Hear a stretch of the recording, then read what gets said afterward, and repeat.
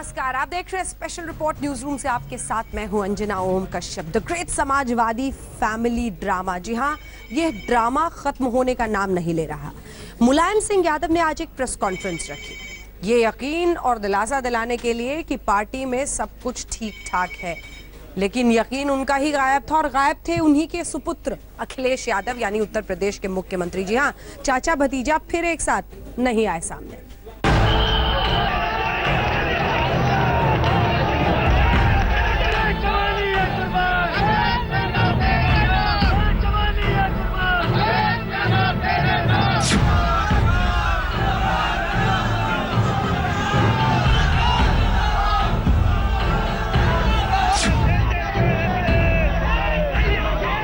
UP में समाजवाद दो फाड़ होकर लखनऊ की सड़कों पर आ गया है।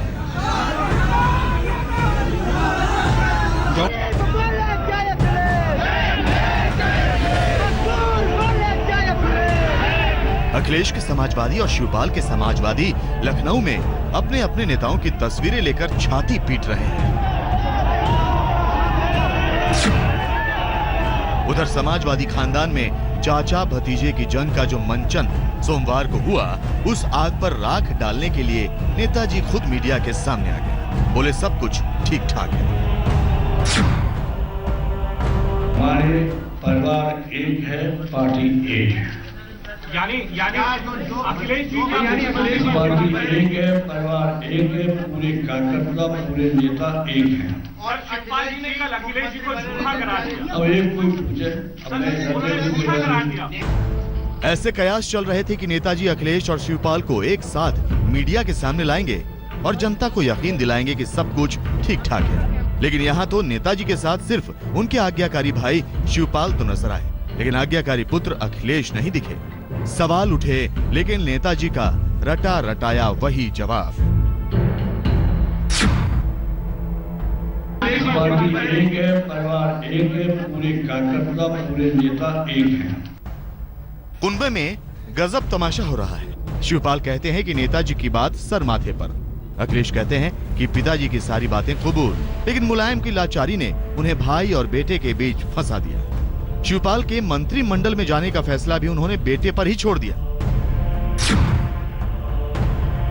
ये मंत्री बनेंगे दोबारा, एक सवाल है ना, बस ये अखिलेश जी सरकार में जा रहे हैं। बहुमत आ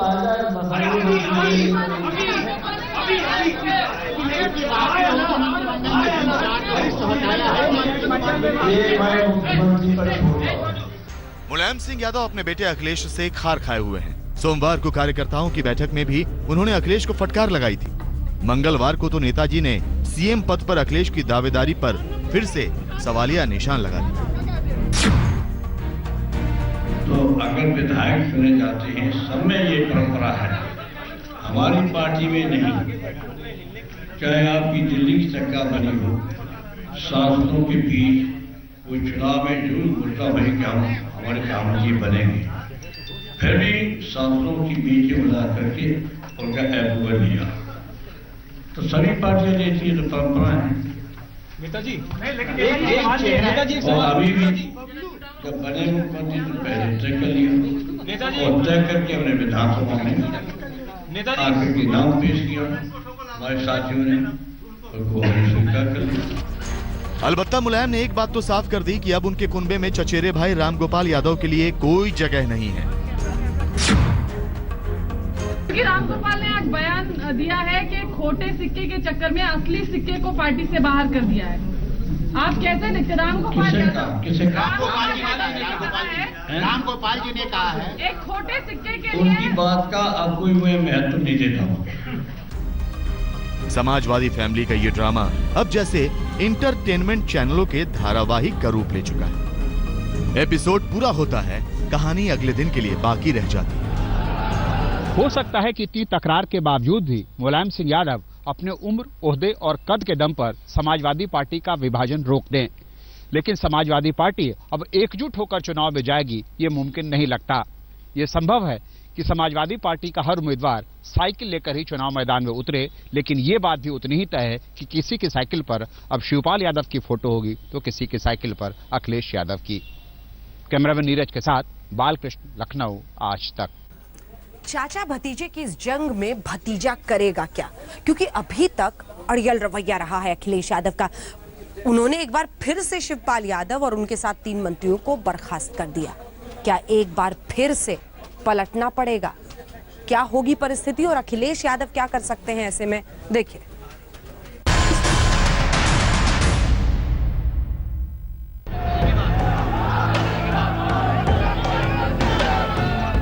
देश के सबसे बड़े सूबे का मुखिया खानदान के घमासान में घिरा है। सरकारी मशीनरी ठप है, कार्यकर्ता सड़कों पर है। अखिलेश का अड़ियल रवैया खानदान में सुलह के आड़े आ रहा है। मुलायम सिंह ने बेटे को मुख्यमंत्री तो बना दिया, लेकिन जिस तरह उन्होंने वक्त पड़ने पर परिवार और सरकार दोनों बखूबी संभाला, वो गुर अखिलेश को सिखा नहीं पाए। अखिलेश जिद करते हैं, अड़ जाते हैं, फिर उन्हें पीछे भी हटना पड़ता है। आपका दोबारा फोन आया मेरे पास कि ये प्रजापति को हटा दो, राजकिशोर को हटा दो और कमाल अख्तर को हटा दो। नेताजी मैंने ये गलती की, कमाल अख्तर को मैंने रोक लिया, मैंने नहीं हटाया, और राजकिशोर और प्रजापति को मैंने हटा दिया, और प्रमुख सचिव खनन को मैंने हटा दिया। उसके बाद प्रजापति भागे दिल्ली आपके पास। अनुभवहीनता और उतावलेपन की वजह से अखिलेश यादव को पहले भी अपने कई फैसले वापस लेने पड़े। अखिलेश ने 13 सितंबर को शिवपाल यादव से 8 अहम विभाग छीन लिए थे, जिसके बाद शिवपाल ने इस्तीफा दे दिया था। बाद में मुलायम सिंह यादव ने अखिलेश की क्लास लगाई। अखिलेश ने सरेंडर किया, शिवपाल को उनके सभी विभाग वापस कर दिए। 12 सितंबर को अखिलेश ने गायत्री प्रजापति को भी मंत्रिमंडल से बर्खास्त कर दिया। बाद में अखिलेश यादव को गायत्री प्रजापति को भी मंत्रिमंडल में वापस लेना पड़ा। अखिलेश ने 23 अक्टूबर को शिवपाल और गायत्री प्रजापति समेत 4 मंत्रियों को बर्खास्त कर दिया। सवाल यह है कि क्या अखिलेश अब फिर से सरेंडर करेंगे? अपने चाचा शिवपाल सिंह यादव और गायत्री प्रजापति को दोबारा मंत्रिमंडल में वापस लेंगे? शिवपाल यादव ने तो सोमवार को कह दिया था कि वो अखिलेश के मंत्रिमंडल में नहीं जाना चाहते, लेकिन सत्ता की मलाई याद आ गई। सोमवार को पलट गए, बोले नेताजी जो कहेंगे वो मंजूर है। बस इतना है, सब कुछ ठीक है, सब कुछ ठीक है, और मुझे तो नेताजी का आदेश मानना है।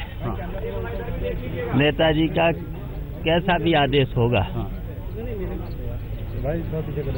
उसका हम पालन करेंगे, नेताजी के साथ। शिवपाल यादव इस वक्त आप देख सकते हैं कि गहमा गहमी के बीच में पार्टी कार्यालय पहुंचे हुए हैं। मीडिया के लोगों से बातचीत करते हुए कुछ नाराज दिखे शिवपाल यादव, और उन्होंने कहा कि उनको सिर्फ एक बात कहनी है कि जो भी मुलायम सिंह यादव का आदेश होगा उस मानने को तो वो तैयार होंगे। शिवपाल अब सब कुछ ठीक बता रहे हैं। सोमवार को इन्होंने अखिलेश से माइक छीनकर मंच पर अखिलेश को झूठा बताकर एक नए कलह की शुरुआत कर दी थी। कि अमर सिंह ने मेरे बारे में लिखवाया कि मैं औरंगजेब हूं और नेताजी शाहजहां हैं, और टाइम्स ऑफ इंडिया के फ्रंट अखबार में लिखवाया, और ये आशु मलिक देखिए ये झूठ है, मुख्यमंत्री झूठ बोल रहा है, मुख्यमंत्री झूठ। मैं नहीं बोलूंगा, मैं नहीं बोलूंगा। दोबारा कुर्सी पाने के लिए शिवपाल भतीजे को मनाने सोमवार की रात अखिलेश के घर भी पहुंचे, लेकिन अखिलेश ने उनसे मुलाकात नहीं की। शिवपाल की किरकिरी हुई तो उन्होंने खींच मीडिया पर निकाली। अब हमारी सुन ले, अपनी न लगाओ, हमारी सुन ले और जाओ। अब इनकी सुन ले कि तुम्हारी सुन ले, खर्चा लगा लो या नहीं तो जा भागो।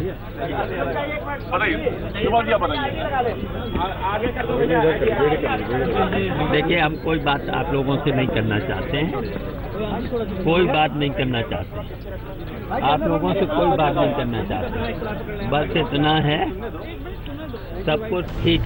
भतीजा हाथ नहीं आया, लेकिन नेताजी तो शिवपाल के साथ हैं। नेताजी ने शिवपाल के साथ प्रेस कॉन्फ्रेंस करके साफ कर दिया है कि बेटे और भाई में से वो भाई को चुनेंगे। अब आसार यही बन रहे हैं कि अखिलेश कुर्सी नहीं छोड़ेंगे, बल्कि अपने फैसले पर यू टर्न मारेंगे, नेताजी के सामने सरेंडर करेंगे। तो क्या सिर्फ राम गोपाल यादव की कुर्बानी से ही कुनबे में सब कुछ ठीक ठाक हो जाएगा? बालकृष्ण, लखनऊ, आज तक। स्पेशल रिपोर्ट में न्यूज रूम से एक बार फिर आपका स्वागत है। अपने वीर की शहादत पर हरियाणा में सन्नाटा पसरा है। कुरुक्षेत्र में पाकिस्तान के खिलाफ नारे लग रहे हैं। दिवाली के पहले मातम पसरा है, लेकिन सलाम कर रहा है देश इस वीर जवान को।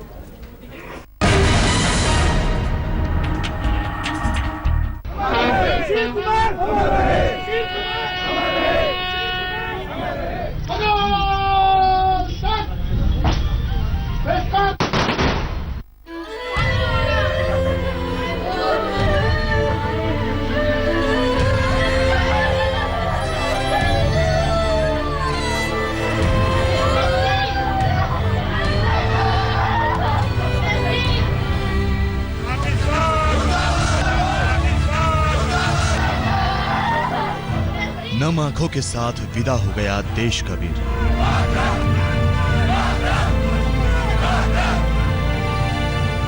जाबाजी की मिसाल बनकर चला गया देश का वीर।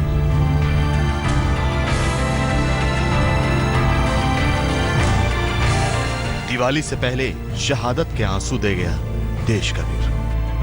खुद ही रो के गए थे। मैंने कहा आप क्या कर रही है, जैसे उनका जाने का मन नहीं हो रहा। मुझे अगर पता होता ये सब होना तो मैं जाने नहीं देती। जाते जाते हौसले का पाठ पढ़ा गया देश का वीर। इतनी तारीफ करो उनकी उतनी कम। कभी नहीं, वो कभी किसी को बुरा नहीं। इधर गली मोहल्ले में भी कोई भी ऐसा नहीं कि कभी किसी के साथ बुरा कोई बोलना नहीं इन्होंने। वतन पर अपनी जान लुटा गया देश का वीर। इस दर्द की इंतहा नहीं, पत्नी रो रही है। बेटी के आंसुओं में पिता की यादें फूट रही हैं। इस बेटे के सिर से पिता का साया छिन गया है। भाई की आंखों में दर्द का सैलाब उमड़ घुमड़ रहा है। हिंदुस्तान के एक और परिवार गम के समंदर में डूबा है। कहते मैंने कहा ये आवाज़ें कैसी आ रही, कह रहे ऐसे ऐसे उसकी गोलियों की आवाज़ें आ रही हैं। मैंने कहा आसपास, कहते हाँ नहीं मेरे पास नहीं, थोड़ा सा दूर सी है। क्या कहते थे आपको, क्या बनना है आपको, आप क्या बनना चाहती हैं? कहते थे जो तुम्हारी मर्जी है ना तुम अपने आप करो, हम तुम पे जोर नहीं डालेंगे। जो तुम्हारी इच्छा है ना तुम आगे जाके वही बनना। यही बनाएंगे आर्मी। आप भी आर्मी में जाना चाहते हैं? चल जाएगा, +2 में ही होगा। आर्ट्स अब आगे जाके ट्राई करेंगे, मौका मिले तो। जो परिवार का लॉस हुआ वो तो है, लेकिन फक्र है जी उनके भाई वीरगति को प्राप्त हुए, शहीद हुए। जिस परिवार में दिवाली की खुशियां मनाई जानी थी, अब वो मातम मना रहा है। दुख की इन घड़ियों में शहीद के परिवार का दर्द बांटने समूचा हरियाणा उमड़ पड़ा है। ये तस्वीरें हरियाणा में कुरुक्षेत्र के पहेवा कस्बे की। आज यहाँ एक शहीद के मातम में सन्नाटा है। पूरे इलाके में कर्फ्यू सा लगा है। यहाँ का बच्चा बच्चा देश के वीर को आखिरी सलामी देने पहुंचा है। जी हाँ, शहीद सुशील कुमार को आखिरी विदाई पूरा कुरुक्षेत्र दे रहा है। आप देख सकते हैं बैनर पर शहीद सुशील कुमार के साथ साथ भारत माता को भी दिखाया गया है। शहादत पर आक्रोश इस कदर है कि लोग पाकिस्तान का झंडा फूंक रहे हैं, पाकिस्तान के खिलाफ मुर्दाबाद के नारे लगा रहे हैं। बीएसएफ में 47 साल के हेड कांस्टेबल सुशील कुमार सरहद की हिफाजत करते हुए शहीद हो गए। जम्मू कश्मीर के आरिसपुरा सेक्टर में तैनात सुशील कुमार अपनी ड्यूटी कर रहे थे। अचानक सीज फायर का उल्लंघन कर रहे पाकिस्तान की गोली इस भारतीय जवान की गर्दन में लगी और देश पर दिल ने अपनी जान कुर्बान कर दी। ये सुशील का देश के लिए जज्बा ही था जब उनकी पत्नी ने सुशील से कह दिया था कि ड्यूटी त्योहार से भी प्यारी है। तो उन्होंने यही कहा था, दिवाली तो वो आए दिन सरहद पर मनाते रहे। ड्यूटी के लिए तो वो जान दे ही दी उन्होंने, और क्या इससे बाद हर टाइम बस उनको ड्यूटी पे ध्यान रहता था। कभी भी इतनी उम्र में कभी लेट नहीं हुए वो कि एक दिन भी फालतू बोलूं भी आज रह जाओ कल चले जाना। कहते ड्यूटी तो ड्यूटी है। आज बीएसएफ के उन जवानों की आंखों में भी आंसू हैं जो शहीद सुशील को आखिरी विदाई दे रहे हैं। ये आंसू इसलिए क्योंकि सुशील अपने साथियों पर जान छिड़कते थे।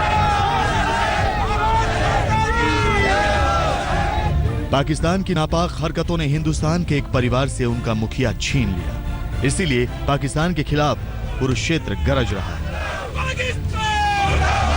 हमें आज गर्व है सुशील कुमार जी पर। आज सुशील कुमार जी का नाम इतिहास के सुनहरी अक्षरों से लिखा गया है। जय हिंद। पाकिस्तान ने एक और हिंदुस्तानी की जान ले ली, लेकिन सुशील की शहादत अमर रहेगी। हिंदुस्तान सुशील की शहादत का बदला पाकिस्तान से चुका कर रहेगा। मंजीत सहगल, कुरुक्षेत्र, आज तक। एक जाबाज ने देश के लिए अपनी जान दे दी, लेकिन यहाँ पाकिस्तान है कि मानने को तैयार नहीं है।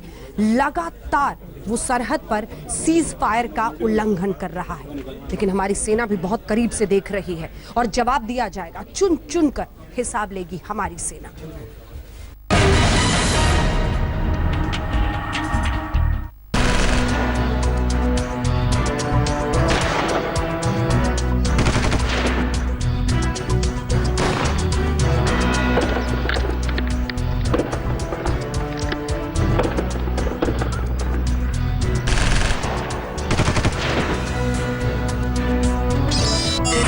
तेईस अक्टूबर, आरएसपुरा सेक्टर, जम्मू, रात के 10 बजे।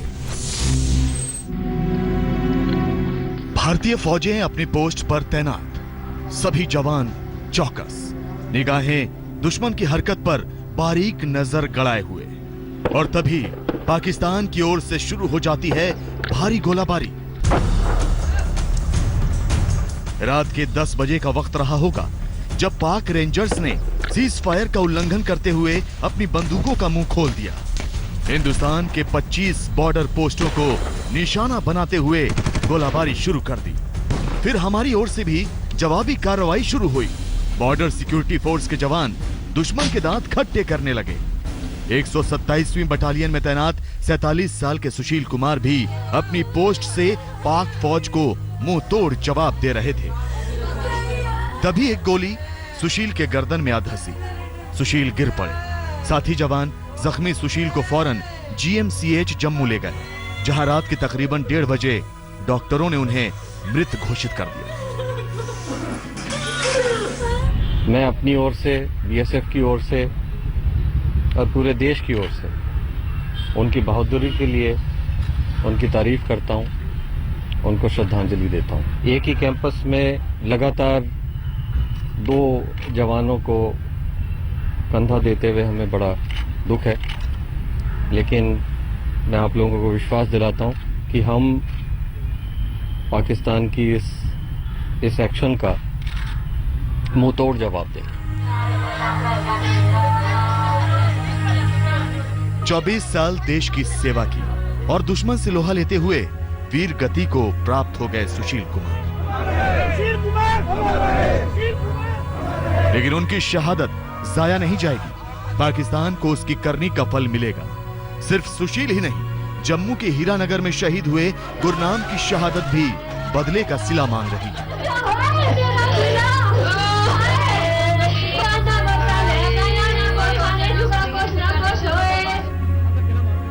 जी हां, 20 अक्टूबर को गुरनाम सिंह अपनी पोस्ट से पाकिस्तान को उसी के अंदाज में जवाब दे रहे थे, लेकिन पाकिस्तानी स्नाइपर की एक गोली गुरनाम के सिर में आ लगी। इलाज के दौरान गुरनाम सिंह ने दम तोड़ दिया, वतन के लिए कुर्बान हो गए।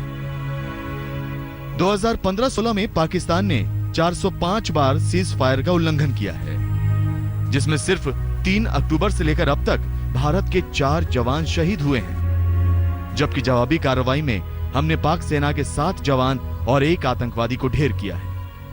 हमने कभी भी सीज फायर वायलेशन अपनी तरफ से पहल नहीं की। हम केवल जवाबी कार्रवाई करते हैं।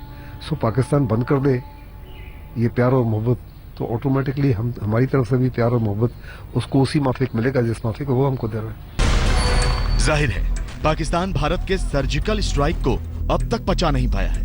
बौखलाहट में बार बार युद्ध विराम का उल्लंघन कर रहा है।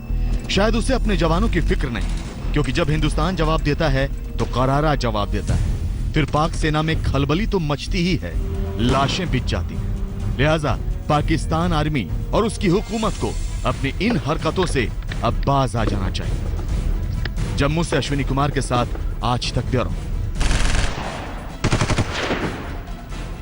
बोया बीज आतंक का तो हमले क्यों न हुए, और वही हो रहा है। क्वेटा में आतंकी हमले में 60 कैडेट्स की जान चली गई है। अब पाकिस्तान की हालत ऐसी है कि अपने ही घर में बनाए हुए बम वहीं पर फोड़े जा रहे हैं।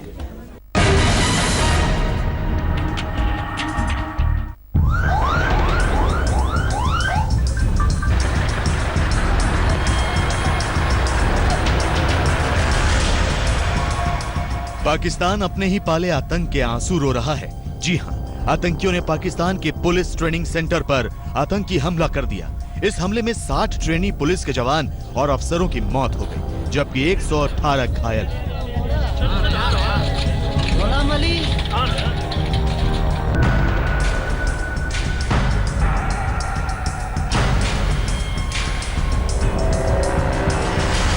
पाकिस्तान में बलूचिस्तान की राजधानी क्वेटा के पुलिस ट्रेनिंग सेंटर में 3 आतंकी घुसते हैं। तीनों ने सुसाइड जैकेट पहनी हुई थी। जिस वक्त ये आतंकी पुलिस ट्रेनिंग सेंटर में दाखिल हुए, उस वक्त कैंपस में 700 पुलिस कैडेट्स मौजूद थे। कैंप में आतंकियों के घुसने के बाद 5 धमाकों की आवाज सुनाई दी, और जब ये आतंकी गिर गए तो आतंकियों ने खुद को ब्लास्ट करके उड़ा दिया, जबकि एक जवाबी कार्रवाई में ढेर हो गया। पाकिस्तान में इस साल ये तीसरा सबसे बड़ा आतंकी हमला है। इस तरह से पाकिस्तान लगातार अपने ही आतंक की भेंट चढ़ रहा है। फिर वो पाकिस्तान में आतंक के सरगनाओं को पनाह दिए बगैर बाज नहीं आता। आज तक ब्यूरो।